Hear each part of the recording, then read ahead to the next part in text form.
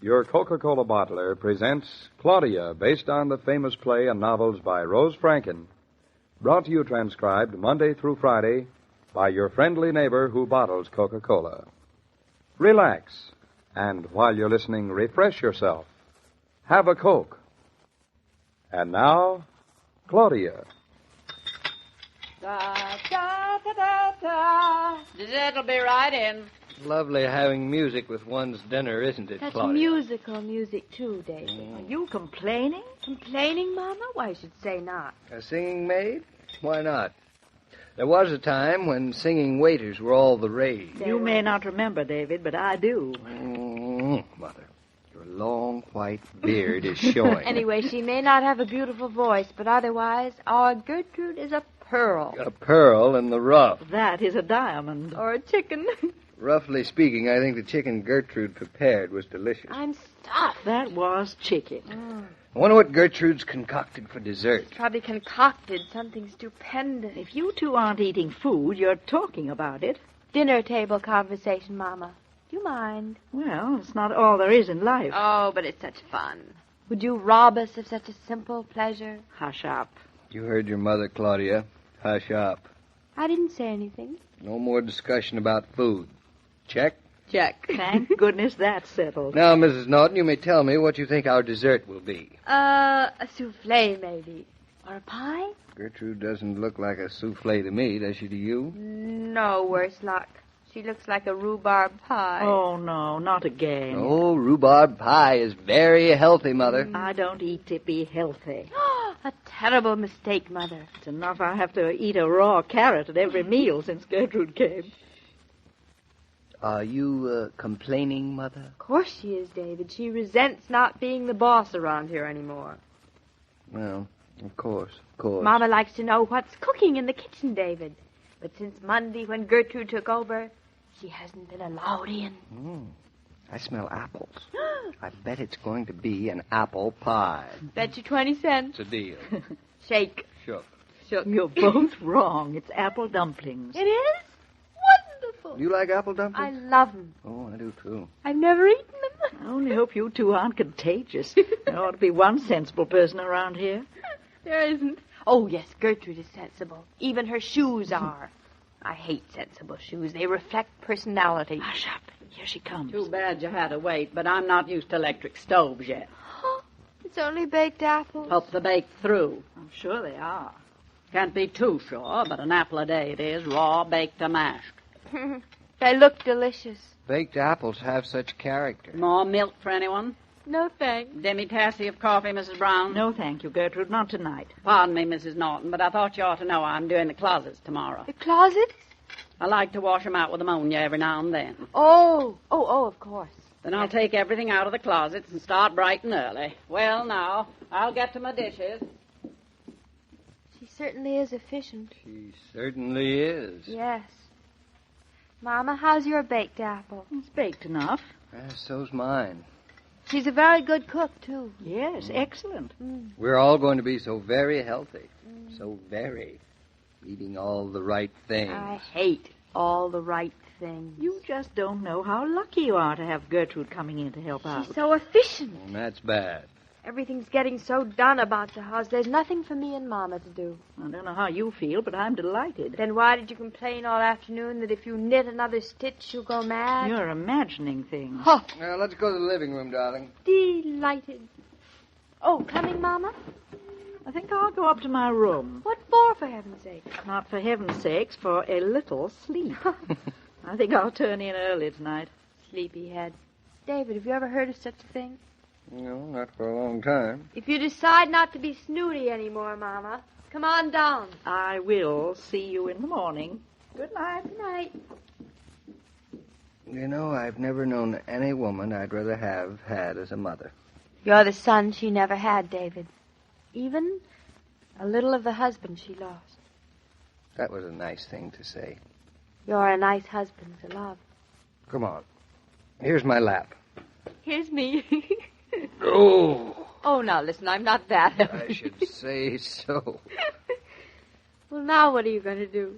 Read the farm bulletin, I hope. Oh, how dull for me. David, Shh. This is important. What? I'm thirsty. You can get off of my lap and get yourself a glass of water. I'll get off your lap, but I can't get myself a glass of water. No, why not? Gertrude doesn't like anybody in the kitchen when she's working. Say, whose house is this? Gertrude's or ours? It used to be ours, but since last Monday when Gertrude came... Yes, go on. I've got a confession to make. Make ahead. I'm tired of rhubarb pie and an apple a day. And the house is so neat I can't find anything. And Gertrude's so cheerful all the time. Isn't it awful?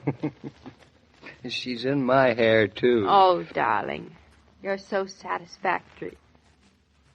It's just that she's around all the time. I know. Well, what do you want to do about her? Well, I don't like to hurt her feelings, and she has worked very hard. Well, there must be a way to let her go and still not hurt her feelings. You won't mind? On the contrary. Tomorrow's the end of her week. Mama can tell her then. You will tell her then. Oh, dear. Well, anyway, she's got the house so clean we won't need another maid for weeks. None of that. We'll start looking for one right now. It'd be nice and relaxing to be alone for a change. Besides, Gertrude is really wasting her talents around here. We don't appreciate her. That's the whole thing. We just don't. We ought to write her a letter of recommendation, shouldn't we, Well, that's a fine idea. Go ahead. Write it. Dear quietly. whoever it may concern, I will begin. You will not. You'll say, dear to whom it may concern. Oh, that sounds so formal. If I'm going to give my maid away to somebody, I don't have to be so formal with them. It's quite a bond between us, isn't it? If I thought for a moment that you were serious. Yes? Go ahead with your letter now. Then what do you say? Then I say, dear whoever it may concern, this is to recommend to you Gertrude Hansen, widow. Mrs. Hansen is an excellent cook, a thorough housekeeper. And a student of nutrition. That's believing in raw carrots and apples and prunes, isn't it? Especially prunes. Unfortunately, it is. Ugh. Mrs. Hansen is also efficient. Works with initiative and energy. Does laundry and ironing. Now, let's see. Is there anything else? Anything else? What else is there? Gertrude sounds like quite a person, doesn't she? She sounds terrific. With a letter like that, she'll be grabbed up in a minute. In a second. David, how can Gertrude be so wonderful and we still don't want her? Well, now let me see. I'll have to think about that. Oh, I know. What? We are crazy. I guess we are. But I understand this, don't you? At times. Is this one of them? Mm-hmm. Anyway, I don't feel so terrible about letting her go, seeing as, in complete honesty, we can write such a very nice letter about her. Do you? I catch the drift. You know, it's funny, isn't it? In spite of everything, Gertrude is not for us, is she? Well, I'm not going to discuss it anymore. We've made up our mind now. Gertrude goes. How am I going to tell her? Oh, that's your problem. Now I'm going to read my paper. So... I certainly hope we're doing the right thing. That letter I'm going to write sounds so wonderful. No, I'll tell Gertrude tomorrow. She just isn't for us. David. Hey, David. What? See if there are any ads for maids in the paper. All right. And we'll have some peace. It's a deal? All right. Let's see. What do you... Here's one for, let's see, No, she's not right. Why not? No children. No children? Well, she'd be fine for us for a month. Mm-hmm. Here's another. The fellow wants to pay... No, I don't think he'd do either. You know, there aren't many ads for maids wanting jobs. No, mostly jobs wanting maids. Yeah. Here's one that sounds pretty good. Read it. Cook and general houseworker, not afraid of work, kind and willing. Ooh. Efficient at all branches of housekeeping. Will live out. Mm-hmm. Loves children and animals. Wonderful. Excellent personal references from last employer, Right Box YBC. David, David, she sounds too good to be true. She's for us. For us? Well, I don't have to hear one other word about her. I don't care what she looks like or anything. I'm going to write a letter to Box YBC immediately. Hey, don't you want to interview her With first? those recommendations, what could be wrong with her? Why, she'll be snapped up in no time. Say, maybe I ought to send a telegram instead of a letter. Now, don't rush into anything, don't Well, these days you've got to rush into it. You can't afford to let a good person go. This wonder is a bonanza, pure and simple. Gertrude is a bonanza. She certainly is. Pure, What? but not so simple. Gertrude. What are you talking about? Gertrude, she's the bonanza. You are not making any sense. Or are you? I are. You mean you just made up the ad? It's not in the paper at all? Let me see. There's nothing to see. It's just our Gertrude. That was a nasty joke to play, getting me all excited about a maid that doesn't exist. And made so hard to get. No, but she does exist. She's ours for the asking. We don't even have to send her a telegram. David, do you think we should... I think we should think it over. When you talk about her, she sounds so wonderful.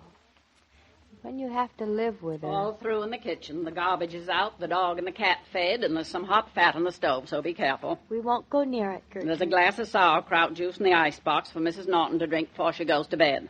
Thank you, Gertrude. David, you love it, you know. Half is for you, darling. There's carrot juice for him. Gertrude has everything all planned, darling. The best laid plans of mice and men. Well, see you all in the morning. Bright and early. Gotta get in them closets. David, quickly before it's too late and I change my mind. Let's hire Gertrude. All right. All right, we'll hire her. Now kiss me. And let me read my paper. Say, David. Now what? Do you think we ought to give her a raise? Coming from such a nice place as us, I mean.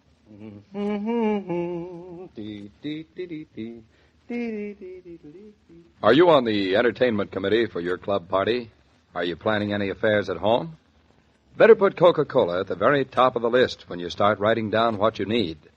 Coke is such a universal favorite, and it costs so little. It's so no wonder so many people rely upon it as the very basis of hospitality. You've heard the phrase, where there's Coke, there's hospitality. And truly it seems to work out that way. Offer ice-cold Coca-Cola to your guests and see. So Gertrude stays. Not only stays, but with a raise. Well, in her own way, she deserves it. Gertrude's quite a bit of maid to have around the house. It's either too much or too little. In this case, too much maid is better than too little maid. Gertrude is a real gem these days. And every gem has its flaw. Really? One we haven't discovered yet. You'll discover it tomorrow night when Mr. Killian and a thunderstorm both come for dinner. That's quite a combination. Well, indeed. Perhaps even too much of a combination for the good Gertrude. Well, I certainly want to find out what happened, so I'll be here tomorrow. Goodbye, Mr. King. Goodbye, Mrs. Brown. As I was about to say, every day, Monday through Friday, Claudia comes to you transcribed with the best wishes of your friendly neighbor who bottles Coca-Cola. So listen again tomorrow at the same time. And now this is Joe King saying au revoir. And remember, whoever you are, whatever you do, wherever you may be, when you think of refreshment, think of Coca-Cola. For Coca-Cola makes any pause the pause that refreshes. And ice-cold Coca-Cola is everywhere. These programs star Catherine Bard as Claudia and Paul Crabtree as David. And the entire production was supervised and directed by William Brown Meloney. And now here's a word from your friendly neighbor.